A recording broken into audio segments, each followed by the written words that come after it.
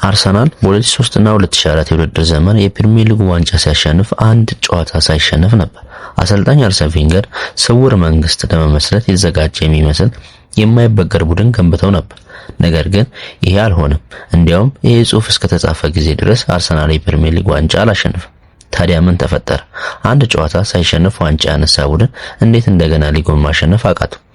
የዋንጫ ባለቤት ከነበሩት ቡድኖች ውስጥ አብዛኛው ተጫዋቾቹ በሚቀጥለው የውድድር ዘመን ኤፍኤ ካፕ ሲያሸንፉ በ2006 በቻምፒየንስ ሊግ ፍጻሜ ሲበቁ አብረው ነበር። ነገር ግን በባርሴሎና በ2006 የደረሰባቸው ሽንፈት በበርካታ ምክንያቶች የአንድ ዘመን ማብቂያ ምልክት ነበር። በማይበገር ኢንቪዚብል የውድድር ዘመን አርሰናል እንደ ኒኮል ኮሎትሪ ያሉ አስደሳች ወጣት ተሰጥኦች የነበሩት ሲሆን ሄነሪ ያሉ ተጫዋቾች ደግሞ በብቃታቸው ጣሪያ ላይ ነበሩ። ሆኖ ግን በዚህ የውድድር ዘመን የፕሪሚየር ሊግ አሸናፊ ሜዳሊያ ለማግኘት በቂ ጨዋታዎች ከተጫወቱ 20 ተጫዋቾች መካከል 8ቱ እድሜያቸው 29 እና ከዚያ በላይ ነበር። ቡድኑ እንደገና መገንባት የግድ ነበር። በመሆኑም 2006 እና 2007 የውድድር ዘመን መጀመሪያ ላይ የማይበገር ቡድን ውስጥ የነበሩ 8 ተጫዋቾች ብቻ በክለቡ ቀርተው ነበር። ዓመተ ምህረቱ 2006 በአርሰናል ታሪክ ውስጥ ትልቅ ወቅት ነበር። ክለቡ 1913 ጀምሮ መጫወቻ የነበረውን ሃሪም በርክ የነበረ ቢሆንም የሚያዝ አቅሙ 38000 ብቻ በመሆኑ ለትኬት የሚጠባበቁ ሰዎች ዝርዝር ከ3 ዓመት በላይ ይፈጅ ነበር። በተቃራኒው የአርሰናል ዋና ተቀናቃኝ የነበረው ማንቸስተር ዩናይትድ ከ70000 በላይ ተመልካች የሚይዝ ኦልድ ትራፎርድን ይጫወት ነበር ሲሆን በየውድድሩ ዘመኑ ከአርሰናል 32 ሚሊዮን ፓውንድ የሚበልጥ የቀን ገቢ ያገኝ ነበር። በግልጽ እንደሚታየው ከሌሎች ጋር ለመወዳደር ትልቅ ስታዲየም ያስፈልገው ነበር። ስለዚህም አርሰናል አሽፐርት ግሮቭ የተባለ የኢንዱስትሪና የቆሻሻ ማስወገጃ ቦታ ለመግዛት በ2002 ኢምሬት ስታዲየም ተብሎ የሚጠራውን ባለ 60,000 ወንበር ስታዲየም ለመገንባት የሚያስችል ፍቃድ አገኘ። ይህ ውሳኔ አርሰናል ዛሬ በዓለማችን ላይ ካሉ ክለቦች አንዱ እንዲሆን ቢረዳውም በአጭር ጊዜ ውስጥ ግን ክለቡን ለከፍተኛ የገንዘብ ጫና ዳርጎታል። እንደ ፓትሪክ ኤቭራ ያሉ ኮከብ ተጫዋቾች ልምድ ባላቸው በታወቁ ተጫዋቾች ከመተካት ይልቅ ቬንገር ባልተፈተኑ ወጣቶች ተጫዋቾች ላይ ቁማር ለመጫወት ተገደዱ። ከነዚህም ውስጥ ብዙ ውጤታማ ሆነዋል። ሴስ ፋብሪካስ፣ ቫን ፐርሲ፣ ናስሪ ያሉ ተጫዋቾች 2000ዎቹ ላይ መገባደጃና 2010ዎች መጀመሪያ ላይ ለዋንጫ የሚደረገው ፉክክር ላይ የራሳቸው ሚና ተጫውተዋል። ቢሆንም ግን እንደማይበገሩት አይነት ልምድና በራስ መተማመን ስላልነበራቸው ለዋንጫ በሚደረገው ፉክክር ወሳኝ ሰዓት ሲደርሱ አርሰናል ዘወትር ያሸንፋል ተብሎ ሲጠበቅ አያሸንፍም ነበር። ዋነኛው ችግር ክለቡ ልምድ ያላቸው ተጫዋቾች ለመግዛት አቅም ማጣቱ ነበር። ቬንገር በክለቡ በቆየባቸው የመጀመሪያ 9 ዓመታት ውስጥ ከፕሪሚየር ሊግ የመጀመሪያ 2 ደረጃዎች ውጪ ያጠናቀቁት አንድ ጊዜ ብቻ ነበር።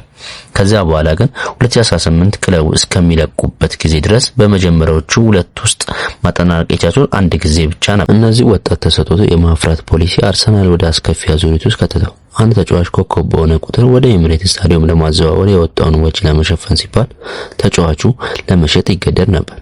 እንደ ፋብሪጋስ፣ ቫን ፐርሲ፣ ናስሪ ተጫዋቾች አርሰናል እነሱን ለማቆየት የሚቀርበውን የዝውውር ጥያቄ ውድቅ ለማድረግ አቅም ስላልነበረው ክለቡን ለቀው ወጥተው ከሁሉም በላይ ደግሞ ይሄ ሁሉ የሆነው እንግሊዝ እግር ኳስ ውስጥ ትልቅ ኃይል ሚዛን ለውጥ በመጣበት ወቅት ነበር። የማይበገር የውድድር ዘመን በጀመረበት በዚያን ጊዜ ቢሊዮነሩ ሮማን አብራሞቪች ቼልሲን በመግዛት ክለቡን ወደ ሌላ ለማምጣት ታይቶ የማይታወቅ ከፍተኛ ገንዘብ ማፍሰስ ጀመረ።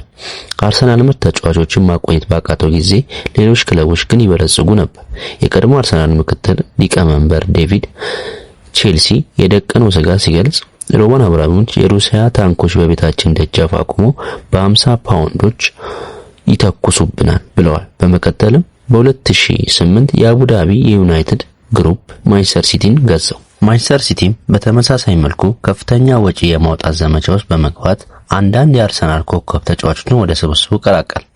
እነሱን ለመተካት ቬንገር በድጋሚ ከተቀራቀኞች እጅግ ባነሰ በጀት ተጫዋቾችን ለመግዛት ተገደደ። በዚያም ወቅት አርሰናል በአራተኝነት ለማቆየት ባላቸው ችሎታ ላይ ብዙ ቀልድ ይነሳባቸው ነበር። ነገር ግን ወደ ኋላ መለስ ብለን ስንመለከት ያ ስኬታቸው የሚደነቅ ነበር ሊባል ይችላል። በመጨረሻም ሊያወጡት የሚችሉት ገንዘብ በምን ላይ ይውል እንደነበር ማየት አስፈላጊ ነበር። ማይበገር በፈጠራ ችሎታቸው በግሩም አጫዋታቸው የሚታወቅ ቢሆንም የነበራቸው ተወዳዳሪነት፣ የአካል ብቃት ጥንካሬና ለስኬት ቁልፍ ነበር።